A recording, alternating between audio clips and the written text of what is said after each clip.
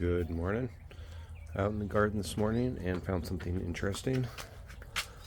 I saw this tiny bulb coming out of the banana, and these are typically the little male flowers that happen after the actual bananas that will ripen up.